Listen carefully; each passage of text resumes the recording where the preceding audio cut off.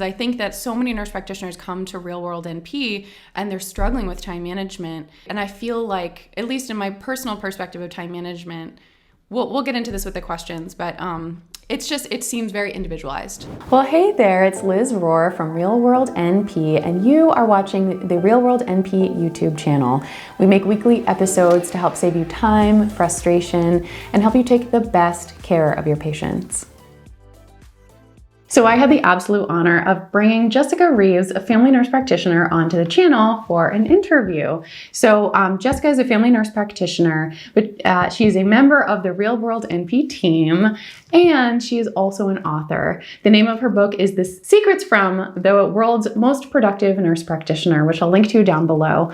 She's really just fantastic at time management, and she shared a lot of tips when it comes to patient visits, charting, and other pieces that nurse practitioners really struggle with. So I really hope you enjoyed this interview. Real quick though, if you haven't grabbed the ultimate resource guide for the new NP, head over to realworldnp.com/guide. You'll get these episodes sent straight to your inbox every week with notes from me, patient stories, and bonuses I really just don't share anywhere else.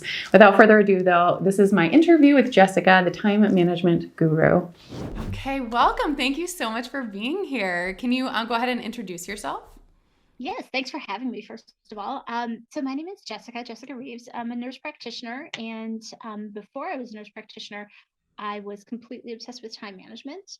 For my 8th birthday, I got a watch, a digital watch, and I think that's when things really kind of changed for me, and I really became very aware of time. And so ever since then, I've always been very concerned with time and how long things take and how they could be faster and better and that sort of thing. Um, and so here I am. My husband now calls me the time guru of our household. So nurse practitioner slash time guru, I guess, is sort of my claim to fame. Oh my gosh, I love that so much. I did not know that. And so as I mentioned in the intro, that you are one of our team members at Real World NP, and we're so happy to have you. Another piece of information I want to share is that you also have a book. Tell us about your book. Yeah. So the book is funny. I didn't sit down one day and say, like, I'm going to write a book, but I did realize when I was leaving my position in corporate medicine and they were talking about who they were going to get to replace me. So from like another team or something. And somebody said, well, we're not going to be able to get somebody who's going to be able to just, handle the visit and handle the time the way that Jessica is. And I was like, oh, other people noticed that? Oh, wow. Okay. And, it became like a thing. And I recognized kind of like looking back I have something to offer. And again, if I looked way back, it went all the way to being, 8 years old with the digital watch. And ironically, I have no watch on today. Um, Strangely enough. But so I thought like, okay, I can write an article and, and get this published somewhere. And I've got some tips. I'm sure I've got something that I can share. And I sat down and started writing and, wrote a little more before I realized I had, enough to fill a book. So, Wow. that's kind of how it came together. I never really thought that would be my future or Hmm. on the radar, but it was a really gratifying experience. And it's been so gratifying. Also, it's brought me into contact with lots of folks I don't think I would have otherwise been in contact with. I think that Mm. real world MP counts as part of that as well. So that's kind of how we crossed paths there. And it's interesting to help fellow NPs. It's one thing to help a patient and you've gone through all this stuff and you're like, okay, when you've got your blood pressure, you need your lisinopril, and it's kind of that's it. But this is like, I don't have high blood pressure yet, someday. But but the time management, I've been there, and these are things that I know have worked for me. So it's really gratifying to be able to share that with other NPs and to be, it sounds corny, but to be part of the solution instead of part of the problem. Yeah. So, I didn't realize that I was as much of a time guru until that happened. And so yeah, and I really am almost almost a little too much, depending who you ask, but it's ultimately it's a good problem to have. Yeah, yeah. That's I'll take it. awesome. And can you refresh us again on the title of your book? Sure. The book is called Secrets from the World's Most Productive Nurse Practitioner. I love it. And I know, right? Isn't that fun? And that's when I knew actually that I was going to, because I thought that was just going to be the title of like an article. And I was like, no, this is a great like hook to kind of put everything around. Yeah. Um, but we've got a lot of stuff in there that's about like nuts and bolts of like, how to get through the day. But then there's also like some bigger picture stuff about, how to know whether a job, like the culture is going to be the right fit. And, because Mm. there's more than one way to approach time management, and there's not really one right answer, but there's kind of one right answer for you or for me or for, the individual. Mm. So it kind of, makes people think a little bit about what they need, because it's not one size fits all. Mm. I So love I'm that. excited to have, yeah, it's exciting to Yeah. have that kind of stuff too. Totally. And I really appreciate you saying that in the context of time management. So, we have a couple of questions that we're going to share, that we're going to talk through. But I guess just to start, like, I just appreciate you sharing that not only are you really good at time management, for like life, but also you recognize that it's an individualized custom approach. Because as you and I have sort of shared before, I have probably what's called time blindness. So I'm probably like I the like that. polar opposite. I think it's actually a real term. Well, there's some person that coined that term. I don't know if it's in. I think it goes along with ADHD, but yeah, in terms of the time, like I appreciate that you can recognize that there is not one right way to do it and not one right way of advising, because I think that so many nurse practitioners come to real world NP and they're struggling with time management, and I feel like, at least in my personal perspective of time management, we'll get into this with the questions, but it seems very individualized. Like I think that there's definitely some things there, some core principles, and definitely like things we can learn, and also, yeah, it's really custom. Well, Yeah. why don't And I think that, go ahead. oh, I was just going to build on that and just say that even for me, it's not one approach. It depends on the situation, right? So then if you realize Mm, that, like, for me in situation A versus situation B, I need to kind of come at this a little differently. And it's like, well, then of course, right? Yeah, somebody with time blindness, right? They can also get things. We can help you see the light, but we need to go about it a little differently. So yeah, yeah, it there's a lot of different ways to get it right.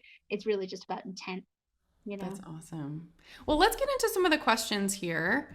Um, Okay, so I guess for some context, so you and I have talked about this, but the people that we serve with real world NP tend to be nurse practitioner students, newer graduates, or in the first couple of years of practice, but then also people who have been practicing in another specialty that are coming back to either coming back or coming into family medicine for the first time. And so it sounds like there's some overarching challenges that I've heard about, and I'm sure you've heard about too, based on the stuff we talked about before this, of like the visits themselves, Mm. challenges with time management in the visits themselves, challenges with the time management of charting and paperwork.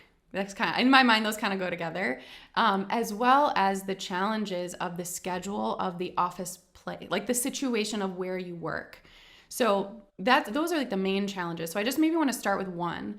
So like, is there one that you'd like to start with? Do you want to talk about charting? Do you want to talk about patient visits in the room? Where do you want to start Yeah, I'll with your start thoughts with about those? yeah, the visits, because I tend to be very methodical, Yeah. right? So it's like 1, 2, 3, 4. So the first thing that you do is you're seeing the patient, and pre-charting. So even before that, right, before you actually walk through the door and get face to face with the patient, a lot of people want to pre-chart, and it Hmm. feels like the thing to do, right? Because you're being productive and you're like, okay, I'm going to go in, I'm going to be so prepared, and I'm going to be ready for this, and I know that it's a physical, so I have to order all these labs or all these imaging or whatever, and then the person doesn't show.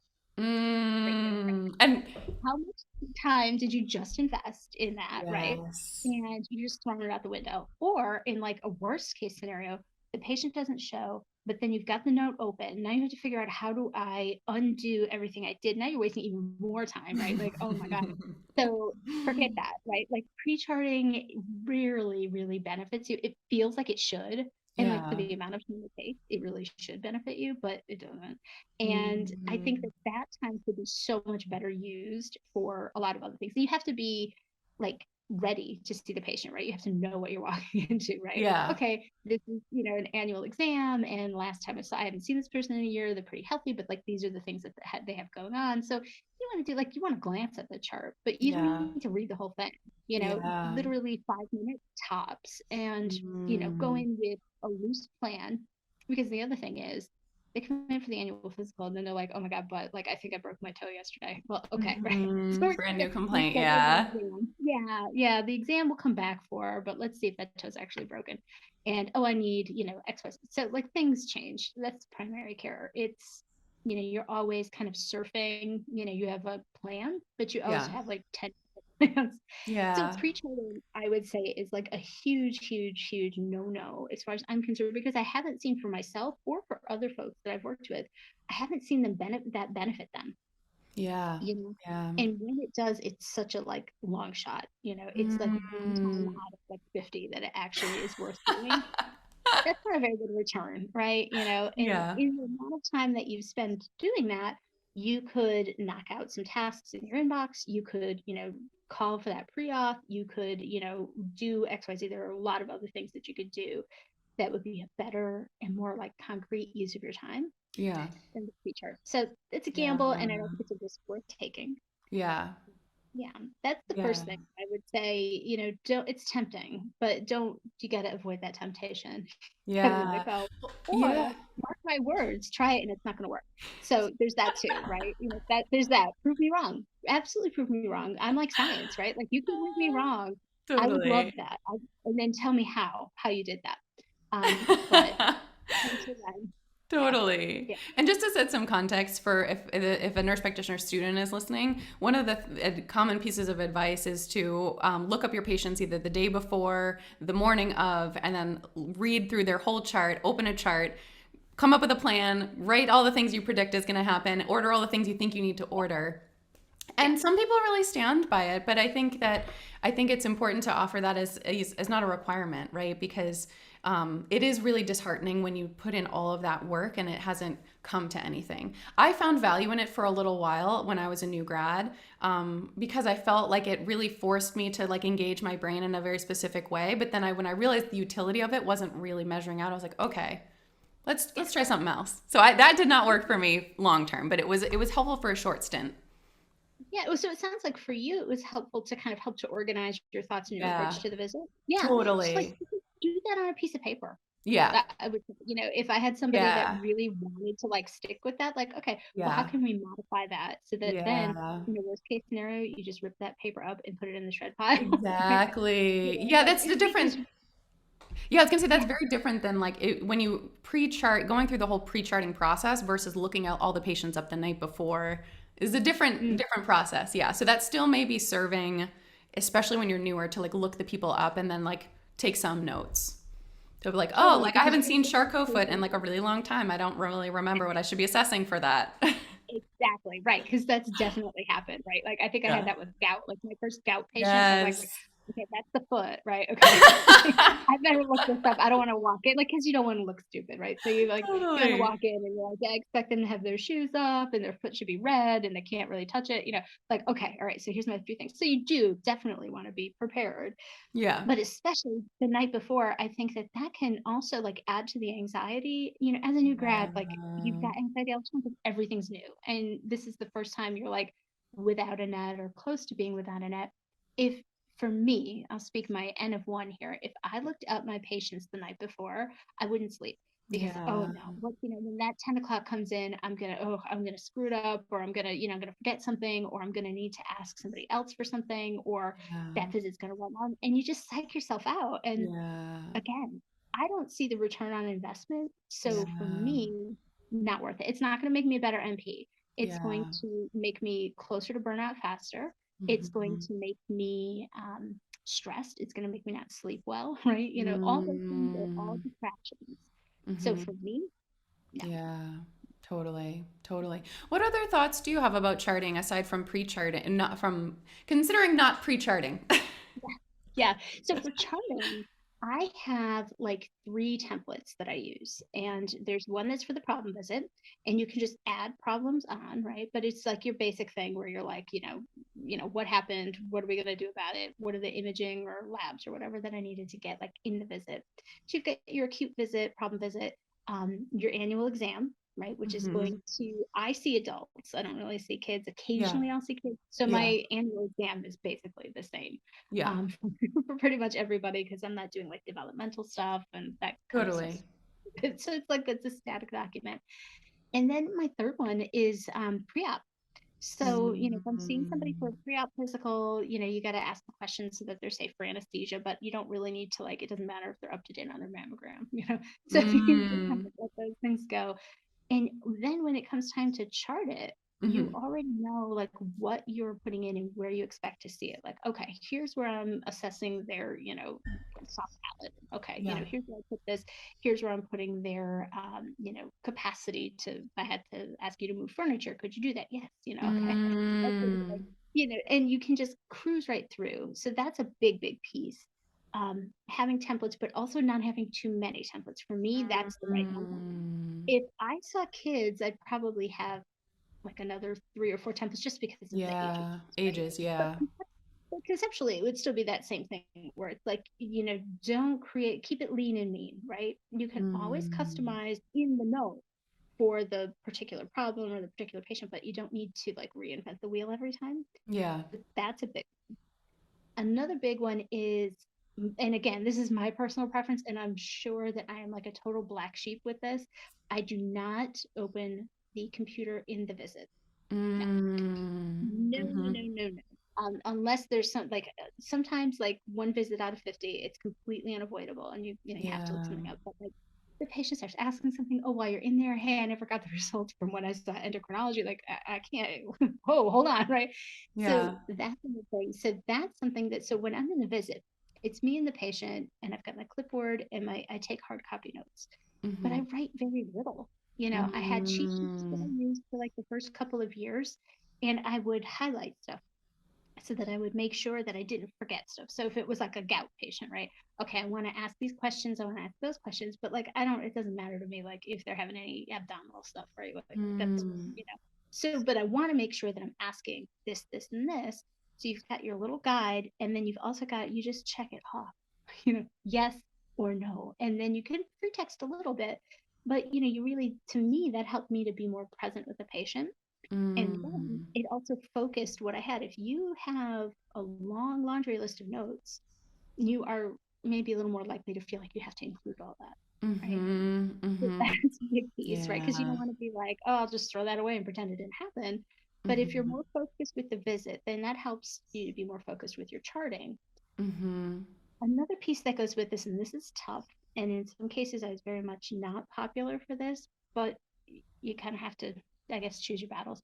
And in a primary care setting, it was limiting the number of concerns. So in a Mm. 20-minute visit, we can cover 3 things. And they may be the things, that you booked your visit for, plus 2 more.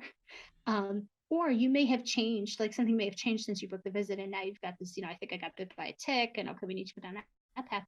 So we might have to take one of the other things and had to come back for that.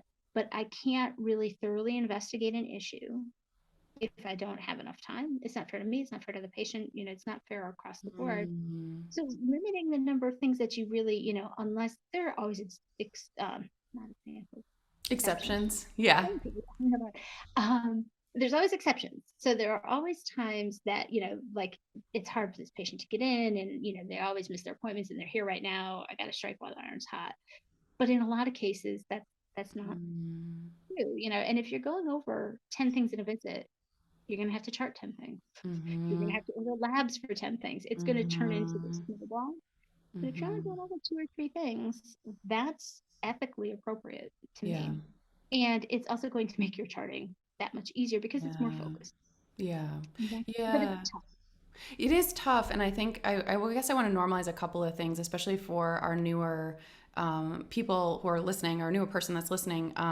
That like I had a real struggle with that when I was new. Of like, oh my gosh, do I have to write down every single thing that this person says? Like, I don't want to be like liable. Like, what if something happens with this toe pain? Like, Right, that's right. that's a clinical judgment muscle that we all have to develop. And yeah, and I also just want to normalize too that it is really challenging to set those limits in visits, because and like my personal approach again is like a time blind person. I have to do a lot of forgiveness of my own time management. I'm like I'm not as orderly in my visits as much as I wish I could be. But some days, and especially with boundary setting, some days I have the emotional capacity for it. And then other days I'm like, you know what? It's easier and more supportive for me in this moment to choose to address 12 things. Okay, I don't usually address 12, but like maybe like five, maybe seven if they're tiny things. But like in that moment, I'm like, okay, you know what? Today's the day. Yeah. But yeah, I think one thing that I've been starting to do is like practicing setting those expectations at the beginning of the visit. And it sounds like you are doing that. Yeah. Or setting more just general expectations at the beginning of a visit, but especially with the problems of like, I think what happens sometimes is that patients just like we're like, how can I help you today? And then it's like all the things, Right. and then you have to backtrack and be like, okay, I'm so sorry, we can actually only address three, Right. versus we start off the visit for your safety and quality of your care. I Mhm. can only address three things, right? It's not about me. It's not about inconvenience. It's about like literally, it is not safe for me to not thoroughly investigate your chief complaints. I mean, I don't say chief complaints to them, but you know what I mean? Like the concerns that they have. So, Yeah, but it is, I just wanted to add that as a normalizing thing that gets easier with time. it And it's a does. leadership thing. It's like you have to, I think that's another part of the role transition that makes time management so hard at the beginning is that you are in a leadership role when you're saying that with your patient. Like you are guiding them, you are the authority. And like you can still be an approachable authority, but you still have to be an authority when you are a medical provider. Yeah, the buck is going to stop with you, Yeah. right? Yeah. Mm-hmm. And if you have been, say, like the past 5 or 10 years bedside, and you're just sort of there, and you're there for 12 hours, and you just kind of like whatever happens, happens, that's not something that maybe you're accustomed to saying like, okay, I bet Mm, we have 20 minutes together. What are we going yeah. to talk about in 20 minutes? What are your top three things or whatever the case may be? And so, yes, and you're right. It Mm-hmm. does get better with time and with practice. And the like another little sneak attack thing is that you can practice that in other parts of your life, right? Like with Mm, friends, with family, you can practice that sort of stuff. Like, all right, I'm going so to give this good. 20 minutes and I'm only going to let them talk about whatever, two things, three things, whatever it is, and set that expectation and maintain that. And, that Mm, way it's like a lower stakes kind of thing, but yeah. you're like getting the mileage of having done it. Oh, I love that so much because it's boundary setting, and boundary setting is not easy for anybody, especially when they're new to it. But it's a muscle that you have to practice of boundary setting, especially yeah. And then when you add in the imposter syndrome, if you're new, like it's hard to stand in that grounded place of like I am going to set a boundary, a kind and loving boundary that is for our best interest mutually. But Right. yeah, Right. Yeah. Yeah. Because it's not just a power play. Like there are reasons and they're valid. yeah. Yeah. Yeah. Yeah. And it's because you're doing your job well. You're not doing it to do a bad job. You're not doing it to whatever. For whatever reason, it literally is to do a good job for Yeah. them. And it's funny because our local newspaper is doing some reporting about like the healthcare shortage, and there's such a shortage of Mm, providers and staff members, and so wait times are crazy. And I was like, spoiler alert, they have worsened for sure, definitely. But yeah. they were pretty crazy, the last 5 or 10 years too. Yeah. And that Yeah. was one thing that I felt like it was such a big thing. It was important to me personally to be on time, but like for ethical reasons too. Sometimes there are visits where Mm, it's just like you're gonna run late yeah. and you accept those, right? But most of the time you can run generally on time. And it's important to me to meet those expectations. My Yep. time is valuable, but so is the time of my patients and the Hmm. staff that I'm working with, who are not only working for me, they're working with other folks.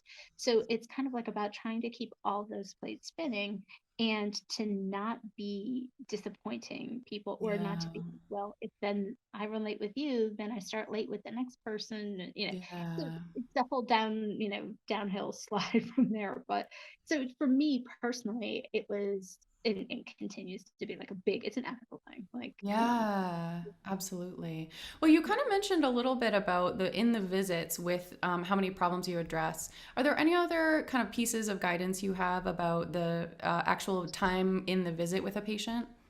yeah, so a couple of big things. So setting the agenda is a big one, right? And it's because then you've got, your transparency and all this, and it's a little easier than instead of like all of a sudden the last 2 minutes, like, oh, sorry, our time's up. That's a big one. But you also Mm, have to kind of know what that feels like, the amount of time that you have for your visit. So I use that mhm. 20 minutes as an example, and again, not every visit, especially in primary care, not every visit is going to be the same. Some visits you just are going to do in the chair. They're never even going to need to get on the table. Um, but when you get to that halfway point, the patient should be getting up on the exam table in most cases, right? And, Mm, and then you can kind of finish the visit with them maybe on the table if they're safe, unless there's some reason they can't be left alone up there. But you can kind of end the visit there and step out, but you have to kind of know. And I have noticed also in so many exam rooms, there are not clocks. And mm. I've also noticed a lot of nurses, it's like the day they graduate NP school, they're like, I don't need to wear this watch anymore. Today, put the watch back on, right? So whether you have like just a regular old school watch or you have a smart watch, if you have a smartwatch, you could even set like a little reminder, like your 5 minute warning, Mm. and get to know whatever the length of your visit is. I worked in a setting where I had 10-minute visits, so I know what 10 minutes feels like. But then when I got to like 20 minutes, I was like, okay, this is great. I've like got all this time left over, but Mm. then it expands to fill the time. So you have to kind of get to know what 20 minutes feels like and Yep. get to know then also working backwards. If that's what 20 minutes feels like, this is 15. We should be winding down. This is the Yeah. rhythm of the visit. This is 10 minutes. We should be at that Mm. halfway point. I should be done with the history. Now I should be asking them. They should be done talking, and I should be kind of like running it Yeah. now. So those are big things. So having a clock, having a watch, and a clock that you can point to with the patient. We're Yeah. almost out of time. Is it's a kind of a Yeah. neutral way Yep. to do that. Other things like standing up. Most of my visits, Mm. they start on a chair or a stool, and then if the patient gets up on the exam table, then that's okay. That should be the halfway point. But some people just keep going, right? And they talk, and I'm a talker too. So I feel like if I say someone else is a talker, they're like, that's really like, watch out. Like they really like, darn, oh gosh, they really like to talk. So, cues and, standing up, Mm. putting your hand on the doorknob, opening the Mm. door, Mhm. and then worst case scenario, like, I'm sorry, but we're out of time. Those are big Mhm. things. Another piece that I feel really strongly about is kind of knowing what you're getting yourself into. So if it's not Mm. the first time that you're seeing the patient, and if there's a way in the chart that you can have a note for yourself that like the patient can never see, but you can have some sort of a note in the chart, even if it's at the end of their previous visit note with you, you have some sort of code. So I used to put CH for patients who are chatty, just so I know this person's a talker. Okay. So I need to kind of go in with that in mind. And if they were very chatty, I would put like capital CH, right? Like to me, like very, very chatty. And then you just kind of know, right? So that's part of like Mhm. looking at the chart before the visit, like, oh, okay, we got a Mm. talker. Okay, good. Things like that to just sort of then okay, when I'm going into this visit, I'm going to need to help this Mhm. person stay focused. I'm going to need to keep an eye on the clock because they've got all the time in the world and a lot of stuff to talk Mm. about. That's a big strategy too Yeah. in the visit Yeah. to be prepared. Yeah. Oh, I love that. So on that note, I just wanted to add there's I feel like I've quoted this before, but there's this like study about when providers sit down. I don't know if you're familiar with that study, but they did a study, I think it was a qualitative study of like patient perception of how long a visit was, and what they perceived was 3 times as long when the provider sat down versus when they stood up. And so I just appreciate that you added that you start with your visit sitting, because I know providers some people come in and they're like charting on a computer on wheels, and that's really great and helpful, but like I always kind of like use that hack of like sitting down full attention, and then it's like the perception is much longer.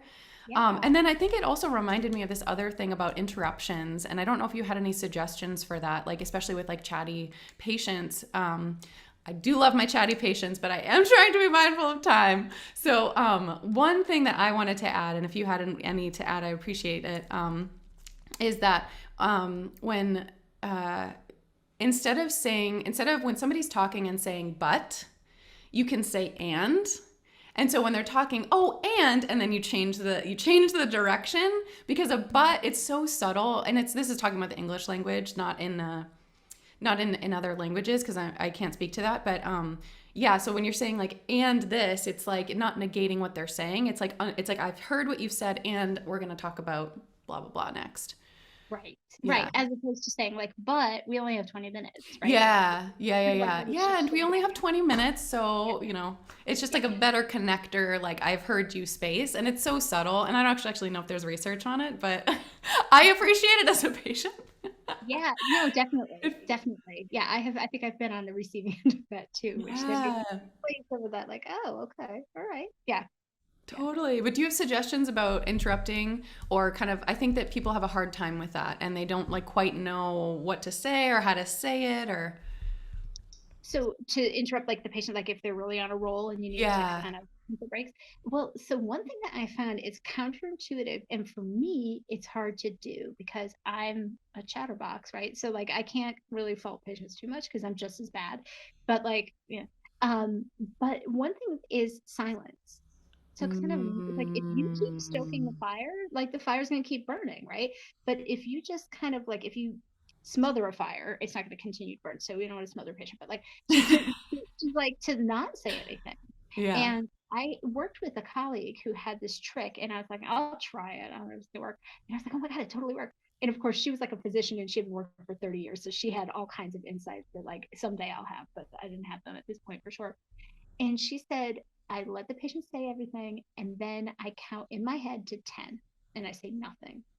And Mm. the patients loved her too. And I was like, God, that sounds like that's an eternity. So I was like, well, I'll do 5, right? If I make it 5, I'll try, and it does work. So I don't feel super comfortable doing that all the time. Nice to have that in the toolkit, right? As an option. So, Mm. sometimes to be like, okay, and 1, 2, 3, 4, and 5. And like, okay, and just to kind of do that, that can be used in a lot of different situations too. Like when you need to sort of slow the momentum down a little bit.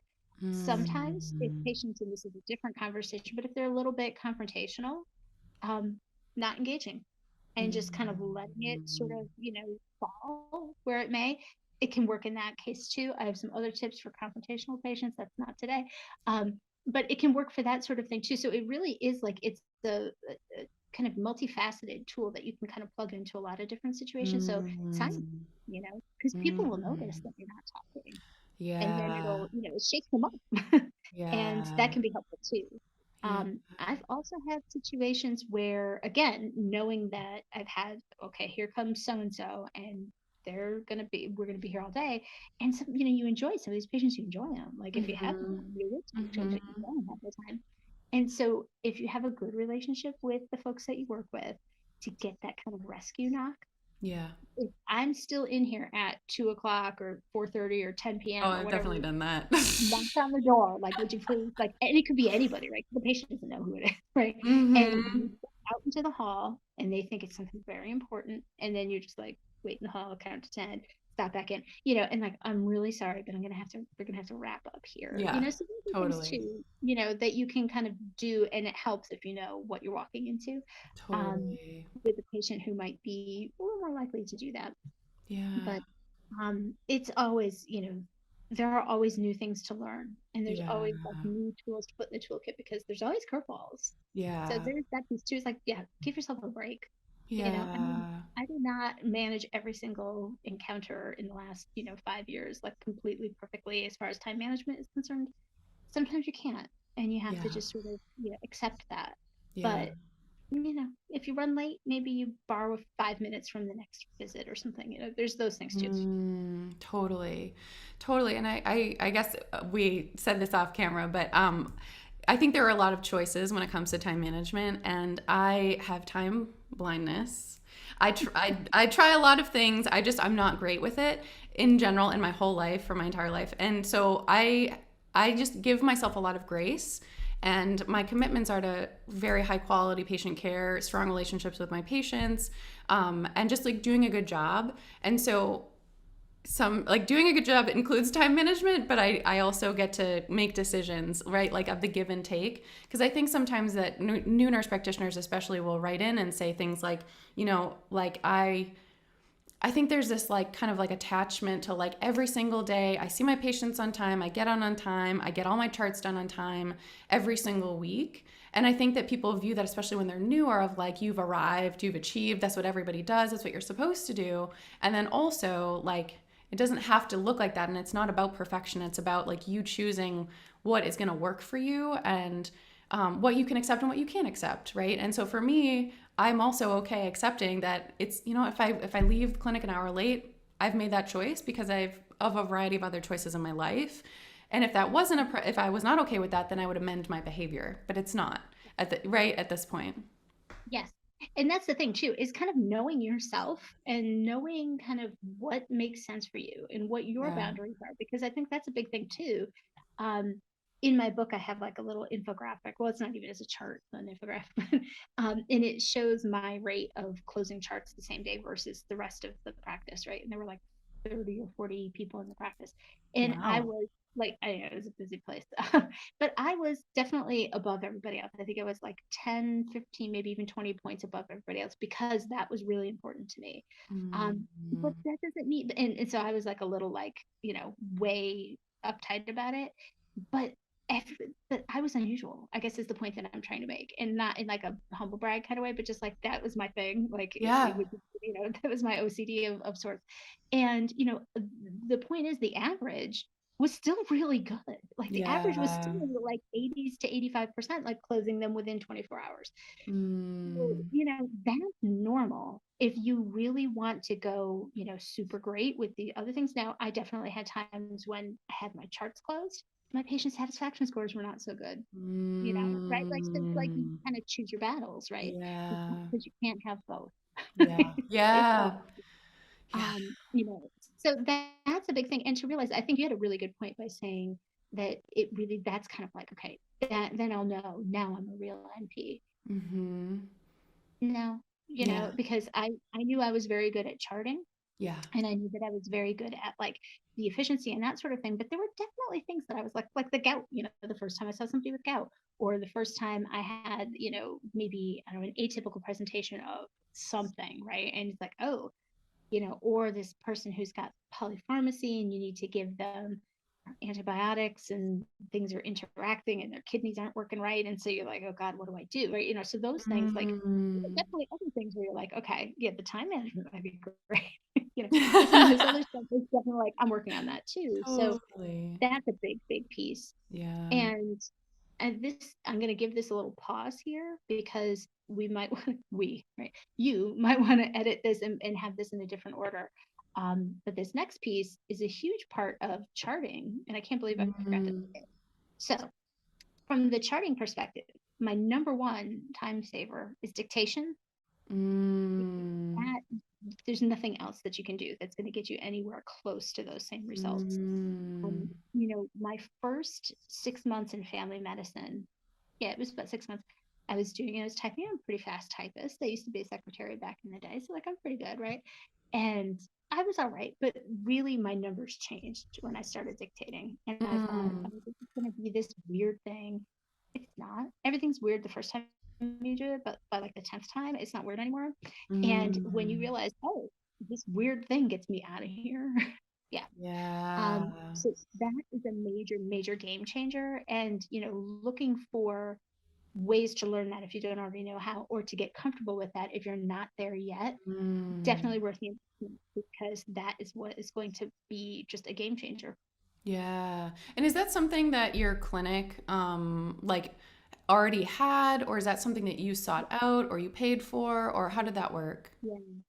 So we had Dragon, which plugged Yeah. into Epic. So we had all of the, top of the line sort of stuff. Mm. And but yeah, I was like the new kid, right? Because I was one of the new MPs and I was like a younger grad. And so I had like a really old handheld microphone. So like we had good stuff, but my equipment wasn't great. But it didn't matter because it's still like it records my voice and it's Mhm. learning what my things are. And I had another colleague that was at the same point. We had graduated at the same time, and she started like a month after me. And she was really good with like cardiac stuff. Like there were clinical topics that she was like way better than me at, but charting, right? So I was way better than her Mm. at charting. And so she started dictating and she got this huge improvement. She's like, oh man, I'm finishing like hours earlier. And Mm. then something happened, like they gave her a new computer and the microphone didn't work anymore. And so she just abandoned it. And I was like, IT can help you with that. She abandoned it and she's there till like 10 o'clock at night still charting all the time. I'm like, seriously? Yeah. Oof. Oof. Oof. Oof. All you have to do is get this thing and plug it in and be like, patient present. Mm. Yeah. So, I yeah. have like I have like a very not great hack. So I think the ideal situation is that you discuss this, and I have an episode about how primary care offices work and how to like navigate scheduling issues and like communicate with leadership. So like this is more of like on that side of like getting support from like the whole group instead of like you can ask yourself, but you might need support because it's like a functional, potentially expensive change for the clinic. Mm. But so I do recommend you take that route first, but if you do have to hack it, Google Docs has a dictation feature and you can, it's not great for medical stuff. But Google Docs is free if you have a Gmail account, and like you can dictate stuff. You have to edit it. So I don't know if it would save that much time. That's why I haven't used it, and because we didn't have Dragon, but I think Dragon is specific for like medical words and stuff like that. Like so it's like ready for those things versus Google. It's like, what is that?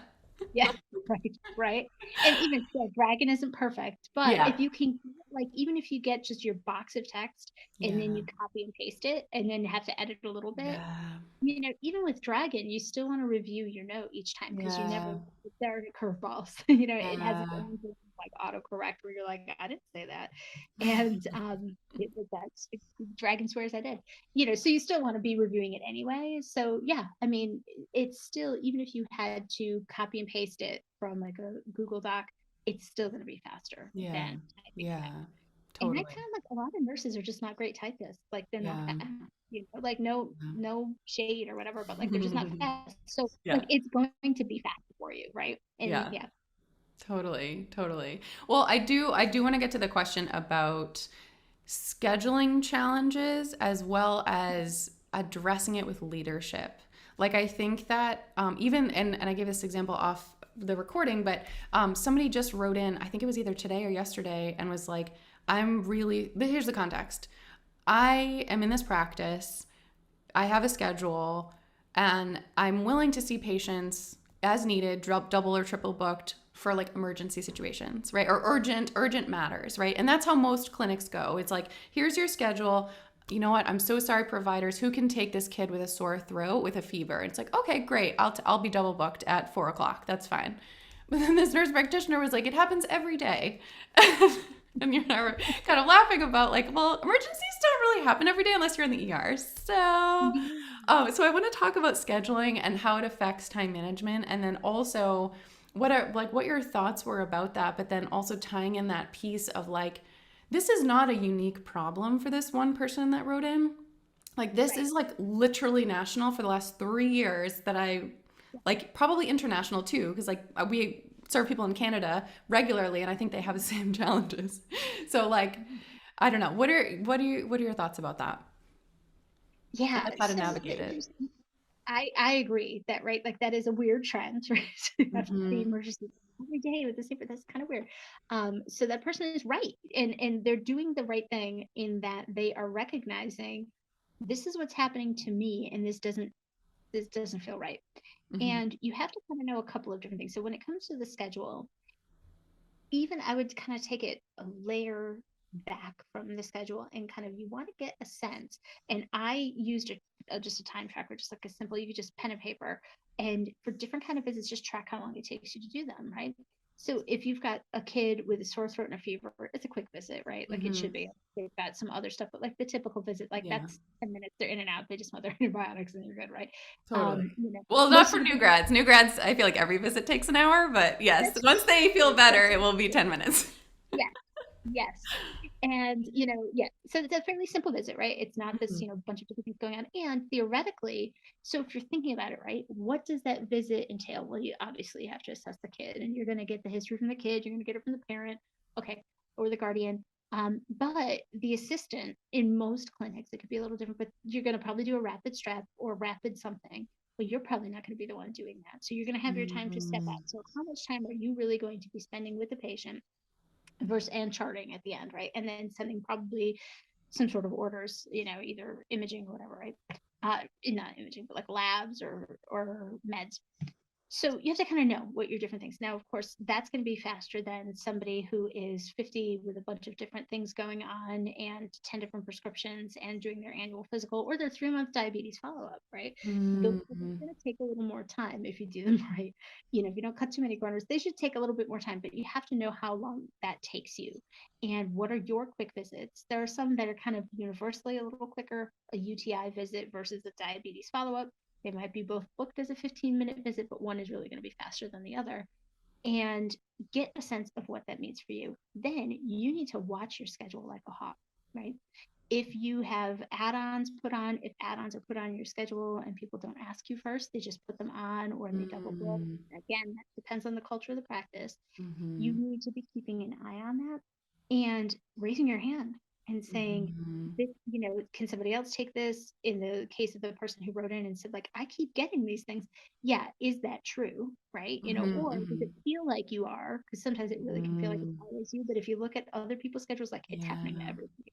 That's a Yeah. bigger problem that we need to look at. Or, yeah, no, these are all falling on me in the last like 3 weeks. It's always been me.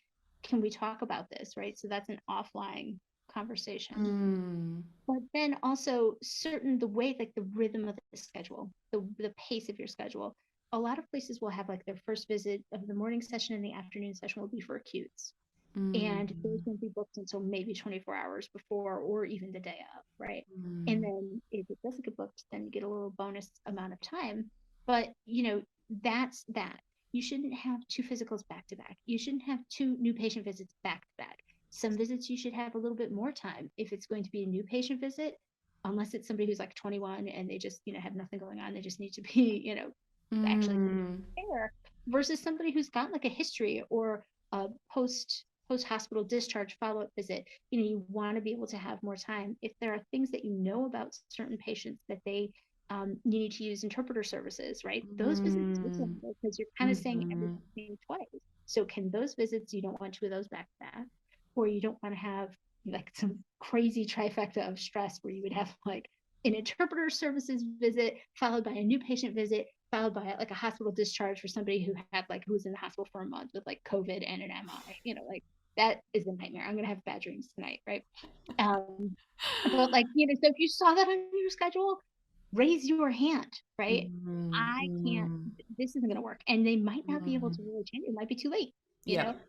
So Yep. what can we do about this? Can somebody take some of this? Like these Yeah. patients can't be rescheduled, but can we move somebody over to somebody else? How Mm. can we go about this? What can we do strategically? Yeah. So just like so many other things with the healthcare and being a provider, they don't tell you this in school. You find this Mhm. out when you are Yeah. like boots on the ground and stuff Yeah. starts to go wrong. And you say, okay, what can I do? I don't ever want to feel that way again. How can Mhm. we make it so that, and so having those agreed upon like booking algorithms, Mm. being really like on good terms if you can with the people who make your schedule. So whether that's the Mm. secretaries or like a Mhm. phone nurse, so that they'll come to you with stuff, letting them know Mm. what is maybe not working Yeah. and involving them maybe in a solution because they see it Yeah. too, Yeah. from their Yeah. perspective. So Yeah. I feel like a rising tide lifts all boats. And if we can make this kind of better for everybody, then we all benefit, or Mm. many of us benefit. But that's a big, big, big piece. There's Yeah. also safety things that I saw a lot of when I worked for a larger health system. It would be 10 in the morning. I would look at my schedule and I'd have somebody booked for like 3 p.m. that afternoon with chest pain. Yeah. I was just What? gonna say it must have been chest pain. Chest pain or unilateral leg swelling. Like, are you kidding me? Right? Like, okay. Ooh. Put my mask back on. Okay. So that would be in my head. I would say, are you kidding me? And then, okay, who booked this visit? Let me talk to them. Like, what's going on? Mm. And, Mm. yeah, sometimes unilateral leg swelling is cellulitis, Yeah. but sometimes it's a DVT. And Yeah. sometimes chest pain is chest wall pain. And sometimes it's a heart attack. Is this Mm. appropriate? Yeah. Also, is this appropriate to be handled in this setting? Should this be in an emergent setting or at least even urgent, right? So Mm. things like that are also Yeah. because, a DVT visit, I think of a DVT visit as fairly black and white, right? Like, Yeah. okay, well, I got to get some imaging. I'll probably grab some labs. You'll come back. We'll talk. We'll come up with a plan. But it's two visits, right? Because you're going to see them. Then you're going to send them out for their stat imaging, their stat labs. Then they're going to come back. You're going to wait for those results to come back. They're going to be there. Like they're hanging out for the Mm. afternoon. or the morning, so there's that piece too. And that can be stressful, even though the issue is really Mm, black and white. It can be yeah, really stressful, especially as a new grad and yeah, like the other things you have going on in your day. yeah, So yeah. that's a lot to answer. No, that's good. No, that's good. And I think one thing I realized is that I think I took for granted that I had a template that Mm, had the same types of visits like you that had rules about booking, where yeah. physicals were a pink color and then sick visits were like yellow and blah blah blah blah blah, and like your template is done out for like a month or 3 months or however long your template goes. So not everybody has Mm, that, and so if someone's listening and is like, oh, you get that, like you get to ask for stuff like that and you get to have an opinion about yours, because for me, like, I would have procedures on Thursday afternoons, and it was so delightful because it's like I love procedures, but then it was just this nice, like, mental, physical, energetic break in between. yeah. Like, it was just so nice. And so that's what my request was, and that's what the demand of the clinic was.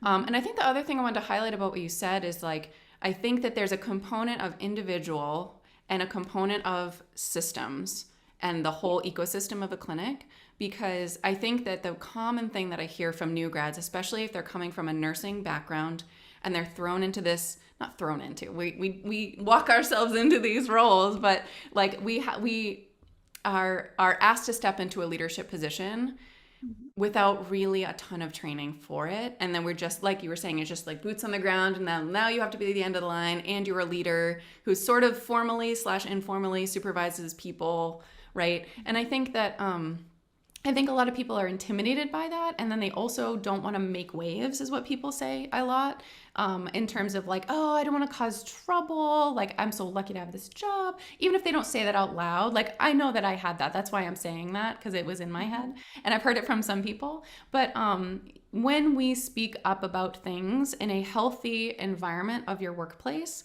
you speak up, people listen. If they don't listen, and I talked about this a little bit in another time management video I talked about, but like, if they're not responding, then it's not escalated. Escalated sounds like a confrontational word, but it's really like, okay, well, now we need a couple more voices, and then we need to all get on the same page. And what are our policies too, right? So like, we had a policy about the nurses only got to approve those double book visits, because they would clinically assess a person and see if they actually needed that urgent visit that day. Kid with a sore throat, for example, at 4:30 p.m. on a Friday, right? Or any day, really. But yeah, we have rules in place, and so I just want to offer that too. Of like, that's how that works, and definitely go back and watch the How Primary Care Offices Work episode to like learn a little bit more about the kind of chains of command parts. But it's really tricky, and it's heartbreaking to hear about how dysfunctional a lot of primary care offices are, and that's like the norm.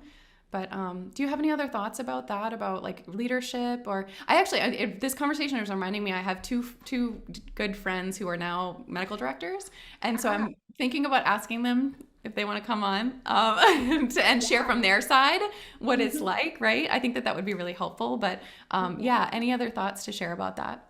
Yeah, I mean, I definitely, when you were saying the whole, like, I don't want to make waves thing, I think that's very Mm-hmm. understandable and relatable.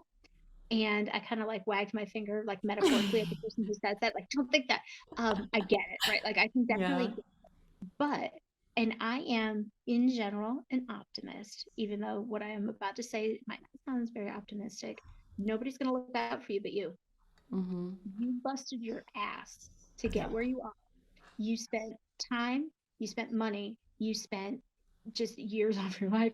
The opportunity cost of becoming a nurse practitioner, you're invested, you're in this, right? Yeah. You now have to protect you. Yeah. And the secretary isn't going to do it. The Mm-hmm. nurses aren't going to do it. The medical director isn't going to do it. It's you, right? Mm-hmm. And so you have to assert yourself, right? And that's harder than being an Yeah. NP, right? And because also because they teach you how to be an NP, right? Yeah. And then you get these boards and you're assessed. Okay, yes, you are fit to practice. But nobody is like, okay, so are you good at speaking up for yourself? Do you know when you need to? Like nobody cares, right? It's actually kind of better for them if you don't. So now I'm gonna get on my like, Mm-hmm. I'll get on a too big of a soapbox. But the reality is you have to recognize the need for that and backfill. Coming to real world NP is a great way to do it, to backfill those skills so that you can get to that point so that you're comfortable speaking for yourself or working with others so that as a group you can say, hey, this is something that I think we need to look at as a practice, as a group, as a blah blah blah, and get that kind of consensus. Mm, Because nobody's going to do it for you. And when I've been in supervisory positions in the past, it's a lot easier to make a decision, especially a decision that potentially could impact the bottom line or that could mhm. impact a lot of folks, right? It's not just about like, oh yeah, you can have next week off. Like, no, like a bigger picture decision.